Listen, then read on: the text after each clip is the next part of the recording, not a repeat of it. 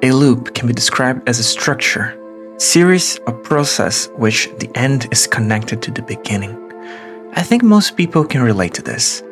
You wake up in the morning, go to the bathroom, get ready, go to work, come back home, go back to sleep, and repeat the same routine the next day, and the day after, and the day after, and the day after.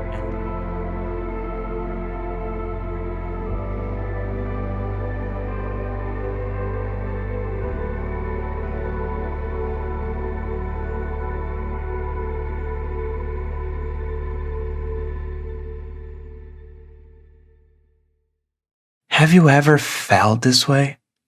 Are you feeling this way right now?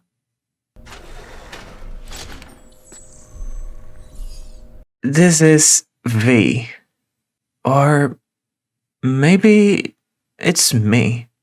I never felt so connected to a character like I do with this one. Following her adventures in Night City was refreshing and inspiring. But it's not just that.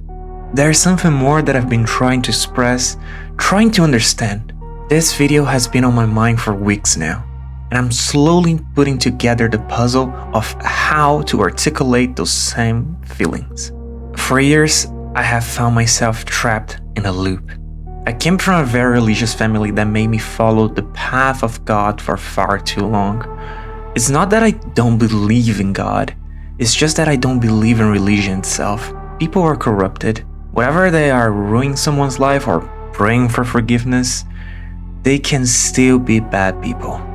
And the same people I met throughout my life, most of them through religion, made me fear not following God's protocol, or made me feel disgusted with myself just to considering being someone else. They would say, God is not going to love you, or you're going to suffer for eternity. Since I started living on my own, I finally had the opportunity to make my own decisions without the interference of most of my family. I could be myself for the first time and pave my own path that I could lead anywhere that I wanted. But the problem was, where did I want to go? You see, for years I've been told what to do, how to do it, and when to do it. And when you finally break free, you feel like you have no guidance. You feel lost and clueless about where to start. And when things weren't going well, the pandemic started, one of the darkest moments of my life. I got stuck in a loop that almost made me give up. Waking up every day, unemployed, trying my best to find something to do, to make my life work, but repeatedly failing. Each failure made me doubt myself even more, thinking, maybe all those people are right. I wasn't following the path they told me to follow. Now I'm lost. But years passed, I graduated and finally got a job as a graphic designer. Since then, I've been giving my best to make it work. However, I didn't feel relieved. There's still something missing, and it's still eating me alive. Throughout the same years, I always had this feeling of emptiness. I tried everything to fill that gap, but it seemed to be growing more and more, to the point where I didn't feel anything. Playing games wasn't fun. Drawing wasn't interesting. I became numb to everything.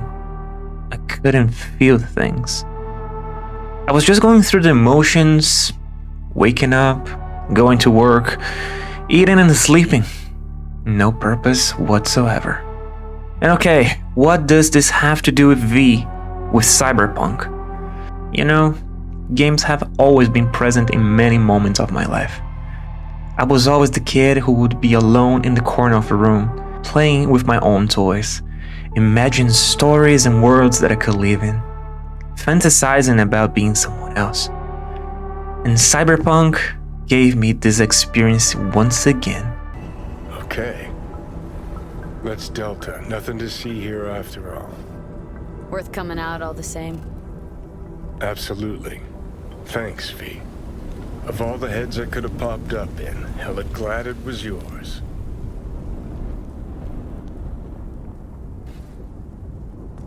The first time that I played Cyberpunk, besides the launch, which was a disaster, was 1 year ago.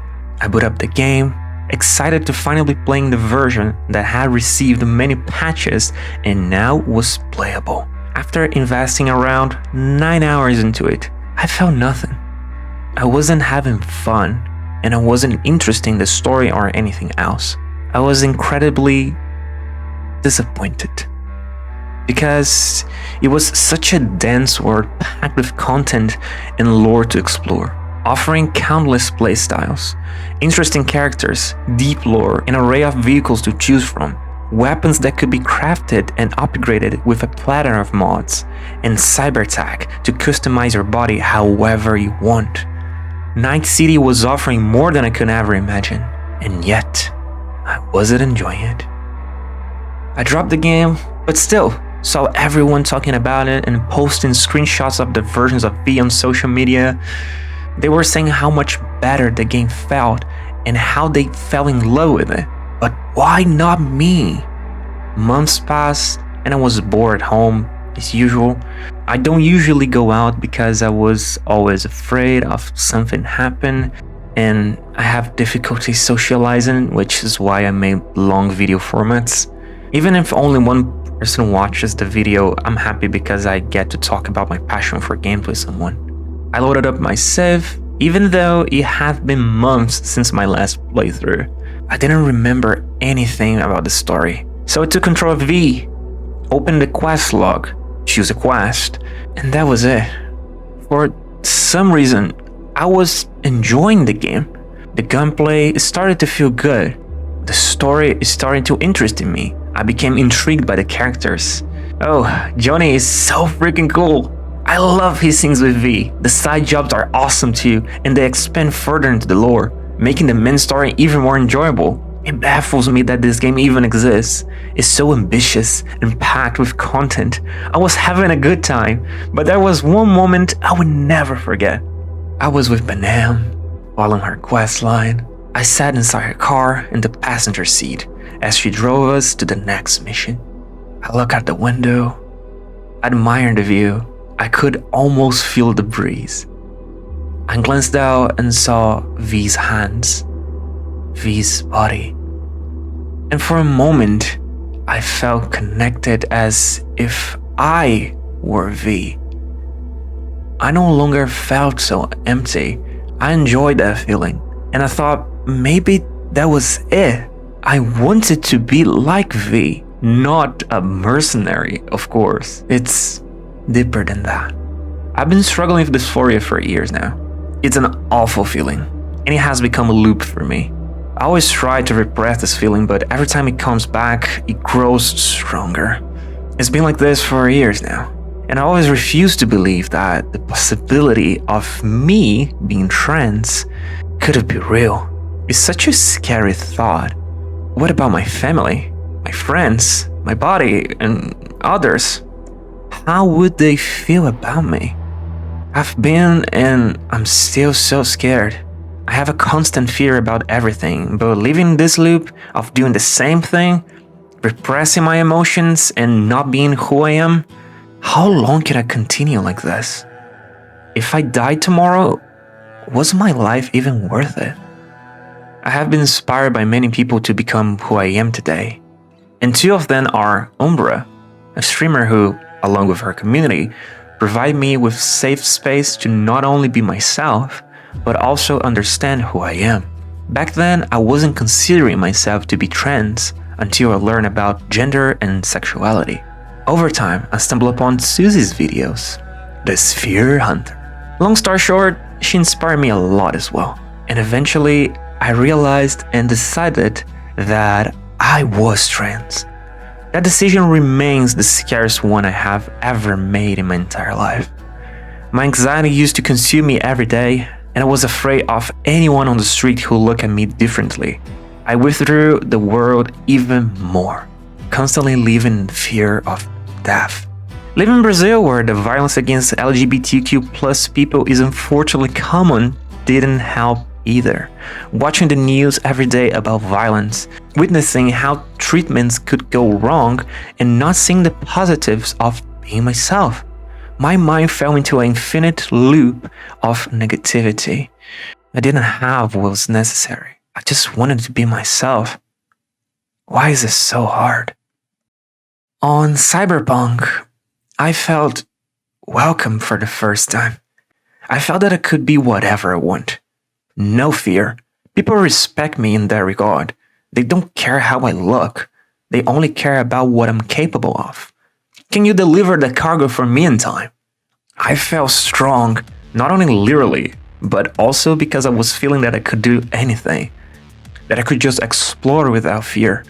Go venturing the night city without the paranoia. That I could call my friend in game to chat, or maybe to help them to take some real life-changing decisions. I was worth it for a moment.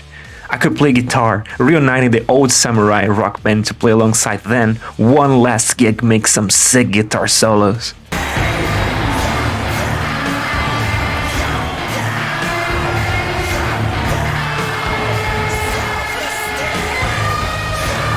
I could take an entire tower full of corpos with my best bud Silverhand and be right along together to whatever was waiting for us in the afterlife. I could watch movies with Rogue as I tried to help Johnny to reconcile with her after years have passed, or maybe just glance at a dick drawing a wall. Whoa, it's like symbolic. Johnny is my favorite character in this game. I really felt that me being V helped so much to grow this bond, this connection. I wanted him to be fine, whatever it takes. He helped me with so much stuff in game, and how he is also part of V's character, literally, it makes me feel even more connected to him. I wanted to help him with his revenge against Adam Smasher. Grave his name on his grave so he can never be forgotten. The Legend of Night City. The guy who saved my life. Those moments are already carved deep in my mind as a really good memory that comforts me. A memory that I will never forget. Like for example, when I helped Benin to raid a base to rescue Sol, the leader of the Adokados clan. And after a sweet escape running through a desert storm, we settled down into an abandoned house in the middle of nowhere so we could talk about our feelings. Here at the Independent California, customer satisfaction is job one. Your wish is our command. I would settle for a soft pillow. Might prove hard to come by. We'll see. Gaze at the stars while we're sitting around the bonfire, drinking and having some fun before a really important heist. Okay, here they come. Is everyone ready? Let's ride, V.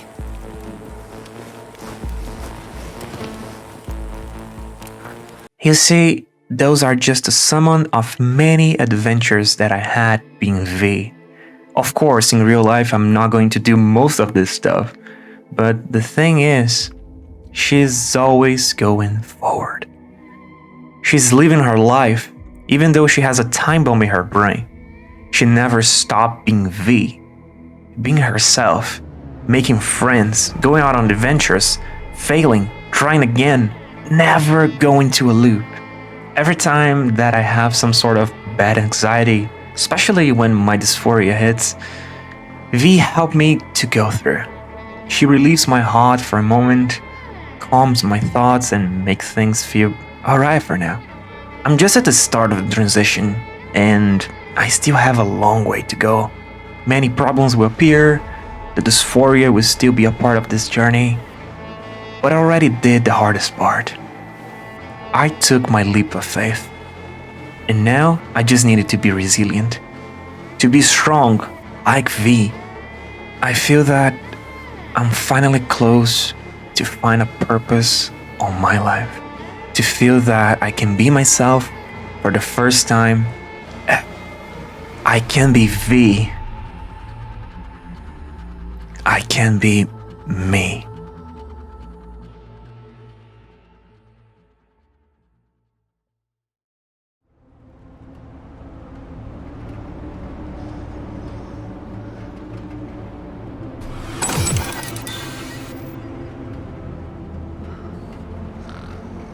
On behalf of the staff of the Independent California Motel, I wish you all sweet dreams.